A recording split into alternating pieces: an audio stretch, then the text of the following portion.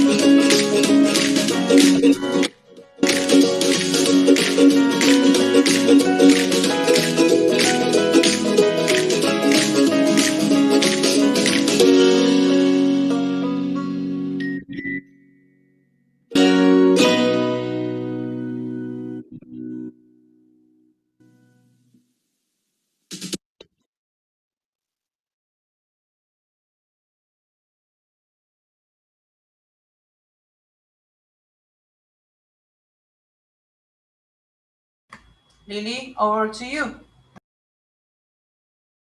Okay, hello, how are you? Hi everyone, and welcome to our SIG. This SIG is called Linguistics and Phonology, SIG, and it's a great pleasure for me to introduce to you all these amazing people who are going to talk about this SIG. Okay, the presentation is called Social Linguistics, an Empowering Force for Your ELT Lessons, and the presenters are Jorge Geradenuic, Silvina Cardo, Camila Moure, Flavia Sorati, and Lucia Soriano. Remember to mute all your microphones and use the chat to ask questions if you have. Okay, you have already seen the video presentation, so are you ready to start?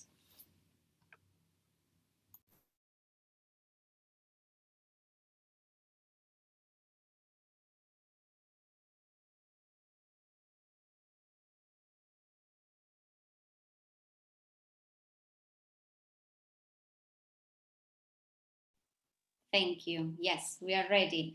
So as you said, our presentation is called Social Linguistics, an Empowering Force for Your ELT Lessons.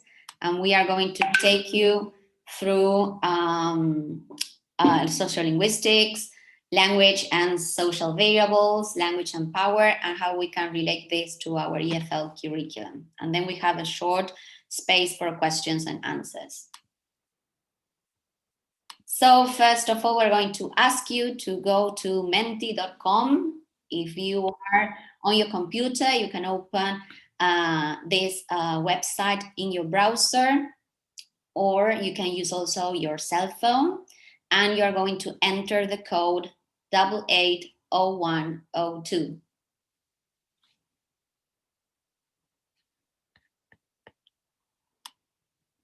Are you there? Any questions?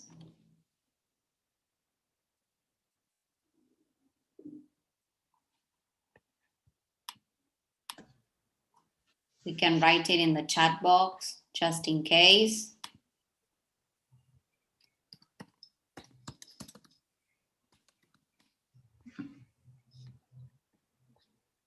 And the code is 880102. Ready? Okay, I'm going to take you to the Mentimeter now.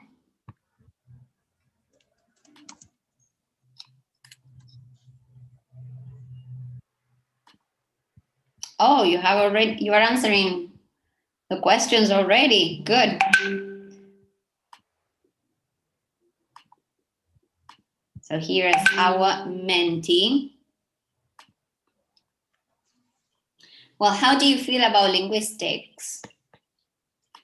It doesn't exist to me. I don't believe in linguistics. So many trees, maybe a memory from teacher training college.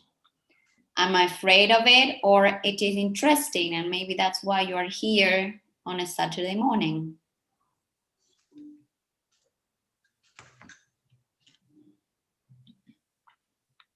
Good.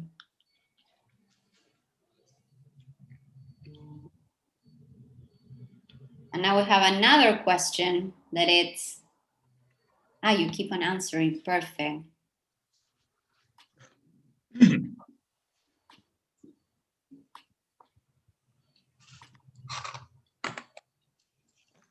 Do you think you could apply it into your classes? It is useless. It is too complicated for my students. It could be useful, or perhaps, though, I don't have any idea how to do so. Good. This is quite a positive group. They think linguistics is interesting and that it could be useful for the lessons. What do you think, my dear SIGers? Excellent. That's why they are here, I think. Yes, because they can profit from social linguistics in the classroom. Absolutely. Okay, great. Thank you. Thank you for sharing with us. And then we have a little Zoom poll. So I'm going to stop sharing now, and we're going to keep your answers as the material. So we have a Zoom poll that we want to share with you. Oh, Graciela says you cannot do without it. A little bit of a spoiler we have here for what it's coming. Okay. Romina, have you got the Zoom poll? Oh my God, I forgot to do it. Something had to happen. No, wait, give me a second. No, no worries, no worries. Don't worry. We have always a plan C, B, I'm F. sorry. No I worries. worked all day yesterday on these things and I forgot. No, no worries. Okay, so we had a questionnaire with 5 options. So have you ever taught and 5 different options? And if you chose at least one of those options, then you are applying linguistics in your lessons. Okay, it was a little bit of a trick. So let's go on with our presentation so we can start with our PowerPoint presentation. No worries. Okay, so let's get back to it.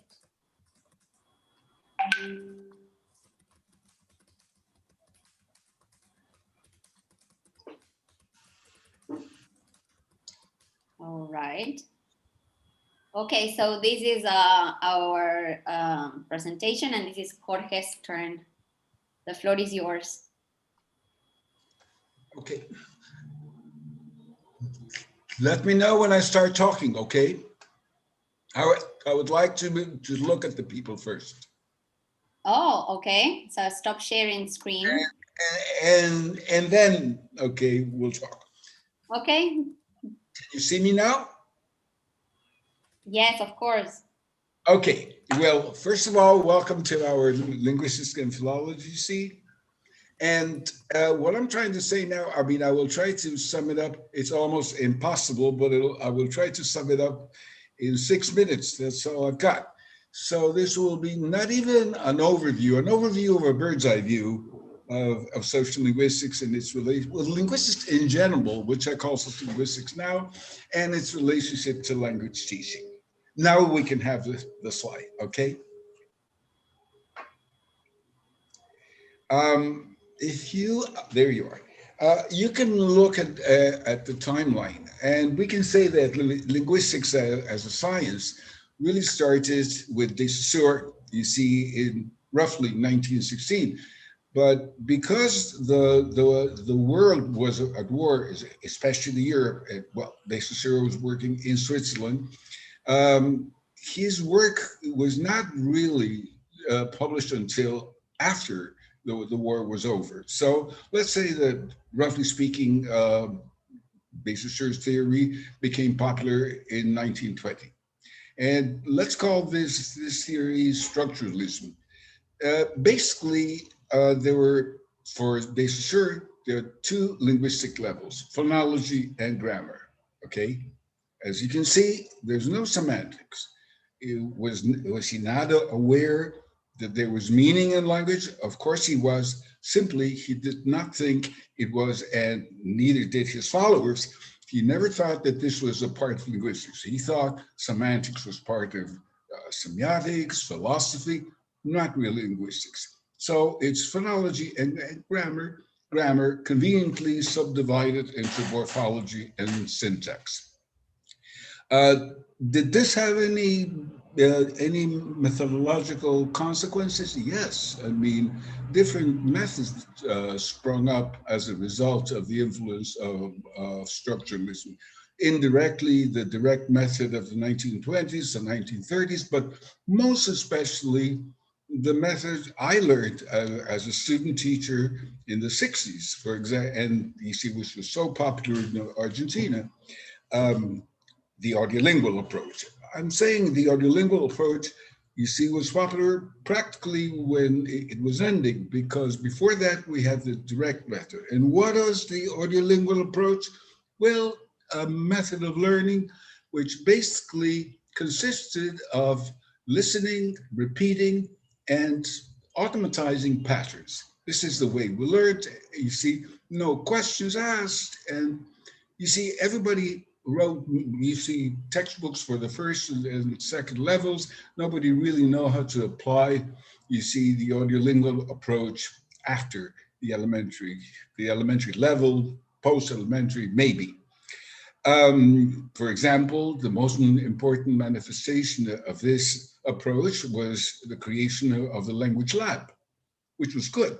And the only, you see, part of, probably the only part of language which can only really be learned through mechanization is pronunciation, which nobody's paying much attention to, unfortunately, these days. You see, maybe for political reasons too, this business of not thinking that the native speaker is the right model, whatever. I'm not into discussing that, not today. Well, the next one was generativism. There's a little mistake here. It's A-T, not two T's. Generativism. Basically, it's Chomsky, not Chomsky. It's Chomsky. Well, he has several models. I mean, but the truth be told, when he started in 1957, his first book was really based on structuralism too. He never gave much credit to it, but the basic difference, you see, did not come from the organization of language structure, but honestly, the way, what they call psychology, which is not our psychology, not psychoanalysis. Psychology, you see, as a study of learning from that point of view. Structuralism, you see, married behaviorism. Well, that's what Chomsky destroyed. Okay, he destroyed behaviorism. This is not how human beings learn language. And you see, he developed different theories. He grew in his theories. It's basically the same theory because to this day, he's in his 90s today, and he still believes that the basic structure of language depends on the learning of syntax. Okay, he includes now semantics, but it's a little complicated to discuss now. But even so, semantics and phonology are, he calls interpretive components. They give shape and meaning to whatever syntax generates. But basically for him, language is biological. This gave rise to a short-lived approach, which was called cognitive code learning. I'm proud to say that I tried to introduce. I was living in the States at the time. I was very young. And I came back for a year to teach methods here. 1971. I was 3 years old, as you can imagine. But I even published stuff on cognitive code learning, which was, you see, exactly the opposite of the audiolingual approach, but using pretty much the same techniques, not discarding, never. You see, discarding the language laboratory or pronunciation exercises, but the understanding of meaning, another step in the class, which we called systematization, where people had to systematize and generate meaning. This was short-lived because of different reasons. Well, but after, you see, the mid-70s, you see, when social linguistics became popular, and social linguistics, you see, is not really, and you should read this book, Why Do Linguistics, among others, is not, you see, the application of language, you see, to understand society. Social linguistics is basically another way of doing linguistics. Why do I say another word? Does it discard syntax or phonology or semantics? Never. But the human being, we used to say man, today it's politically incorrect, but where the human being is an integral part of the theory. In other words, you see, the way you speak is a consequence of the way you are. I mean, of who you are. And just like we don't decide, you see, to be born, to grow old, to die, it's not up to us to decide. Well, we don't decide, you see, to learn language or not. Basically, unless you're talking about pathological cases, all human beings speak. Okay, the way you speak depends very often on where you were born, why your native language is Spanish or English or whatever. And but also it depends on different variables like social class, ethnic groups in some languages, you see, gender, etc. This can change, but the most important thing is that this gave rise to a communicative approach, which went through different methods. Originally, we started applying in Argentina in the mid and late 70s the notional functional approach and task-based, etc. But today, we can't conceive of language teaching without placing, you see, our teaching in society, in what society needs. And then the 21st century introduces the role of language and social variables. But my colleagues will discuss this further. Thank you for your attention. Thank you, Jorge. Okay, so I'm going to cover now a little bit of some social variables and how social linguistics can be a tool to include representation and to struggle inequality. So we're going to interconnect linguistics with feminism, with queer theory, intersectionality, and critical race theory. First of all, intersectionality, which is a framework for understanding how aspects of a person's social and political identities combine together, and how they create different modes of discrimination and privileges, how all these levels of oppression operate on one person. So you can be Black and gay, or you can be, for example, straight, but be a migrant. All this interconnects and this level of oppression interact together. Intersectionality identifies the advantages and disadvantages that are felt by people due to a combination of factors, and this is related to language and power. Then we get to queer theory, where we can think of performativity, and we can connect it with Judith Butler. So language is also a social construct, such as gender. So we can get it together with queer linguistics and how different sections of society empower themselves by using language. How you use language, how you perform, and how you take words such as queer to give it a new sense of belonging and power. And then, last but not least, feminism. Women innovate language because they see it as a tool, not a tool, sorry, a tool to assert their power. So language is an empowering resource, not only for women, but for all minoritized and racialized groups of society, which are the ones that provoked changes in language. We named Deborah Cameron.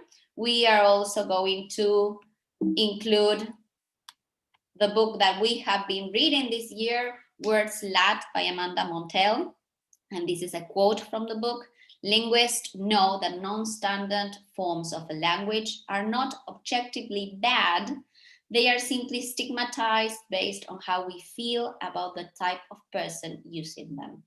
And now I'm going to pass the torch to my colleagues, Flavia and Camila. Okay, thank you. So taking what Silvana was just mentioning, I'd like to focus very briefly on the relationship between language and power. So language plays a big role in how we and others perceive the world, since it is a tool that can either defy or sustain existing power inequalities. So every time language is used, decisions are made, and these decisions reflect somehow certain beliefs or ideologies. So once we delve into language, we can clearly see that language is not innocent.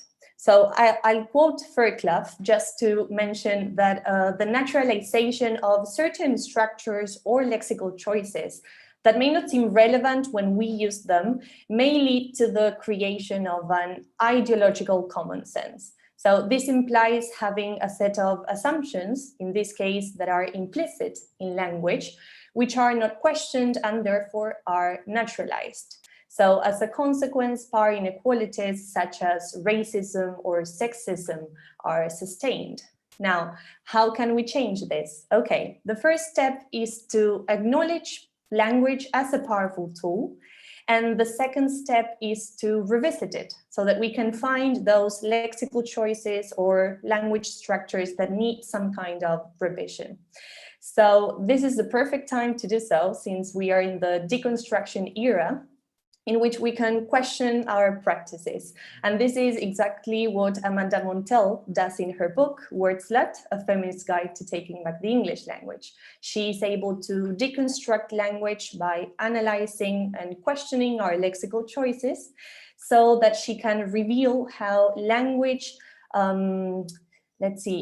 has these implicit ideologies and how it is used to perpetuate different power relationships. So now Flavia here will tell you about some of the things we have read in her book so that we can catch a glimpse of what we have been doing this year. So Flavia, the floor is yours.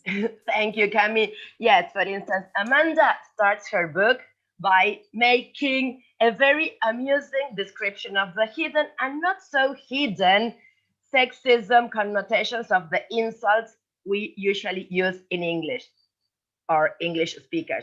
And she starts her preliminary chapter talking about the word bitch, which is a word that originally referred to a creature with exposed genitals, then to a female animal, then a female dog, and now we use it to describe a bossy, evil lady.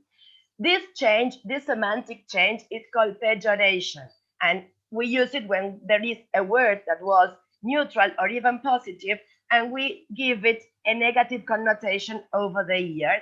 And she says that this happens a lot with terms that refer to women. I will give you some examples. For instance, with sir or madam. Sir or madam are both words to address people, but whereas sir has always remained the same, madam also means a lady who runs a brothel. The same with master and mistress. Yes, both were used to refer to people in authority, but mistress also means a lady who has sexual intercourse with a married man. And she wonders if we could have a TV show called Mistress Chef rather than Master Chef. Yes. Sorry, Flavia, to interrupt. We have 5 more minutes, but go on. Okay, so what women, and for instance, the word slut that originally meant a lady who was untidy, and now we use it to refer to a prostitute. So what she says is that we have to be aware of these uses of words, yet aware that they reflect how society sees women in this case, but we can also do something about it. The easiest thing would be not to use these terms, but maybe that's way too difficult. But she suggests that we can use them in positive situations, as she uses the word slut in the name of her book. As you can see, word slut has nothing to do with any sexual connotation, but with meaning enthusiast. And that is something that we can do for ourselves and we can teach our students to do.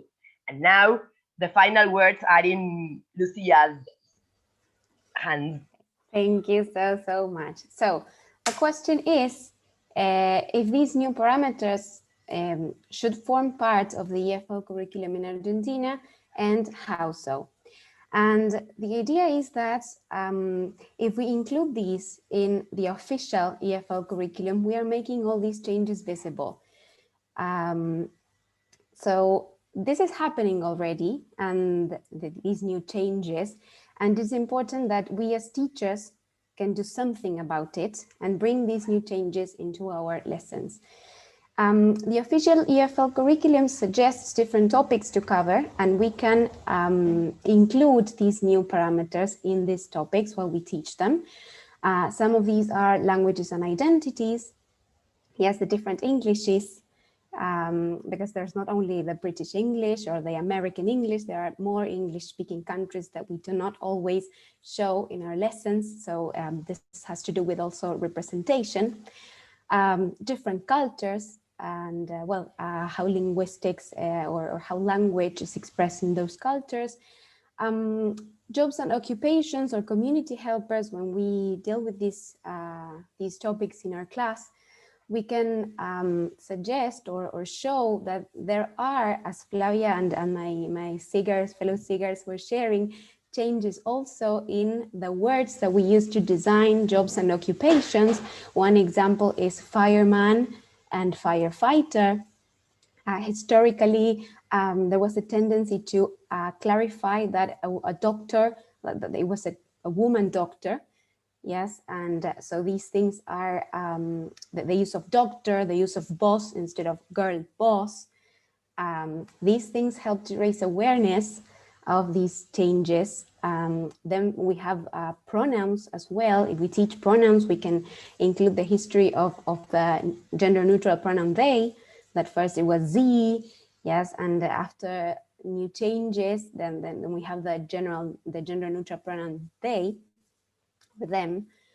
And then also, as Cami was saying, that language is not innocent, show our students that the choice of the words we choose convey meanings, and language is power, and how we can decode messages in the media, social media, and how we can make small changes so as to represent all these realities through language, represent all the different movements and many other things through language, and bring it to our class. Next slide, please.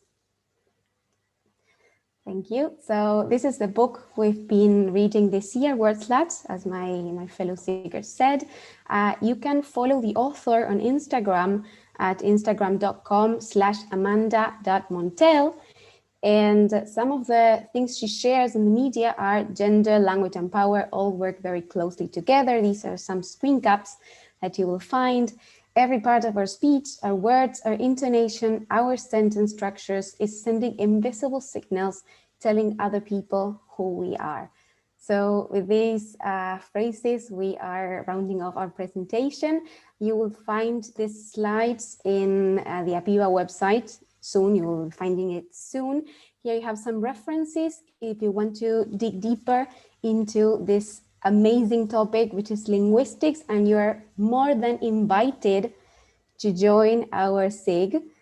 Next Saturday, we will be meeting one last time at 10:30 on Zoom, and we'll be discussing this book that we have been dealing with this year, that we loved so much, and well, you're more than invited to join. Thank you. Thanks, Lou. I think that we have no questions so far. I don't know if anybody would like. Any questions? Thank Hi, you so hi. much. Okay, no questions. Can you hear? Thank you very much. Thank you very much. It was excellent, very clear. I really like it, and I would like to be present next Saturday. I wish I had a lot of time to visit all the SIGs. They are all wonderful. So thank you very much for all the hard work you've been doing. Thank you. Thanks everyone for being here. Okay, we'll move on to the other SIGs then. Bye. Okay. Bye-bye. Bye. If you want to stay for the language SIG webinar, you don't need to leave this Zoom session. Yeah, we are starting now. So Okay, good. what I'm going to do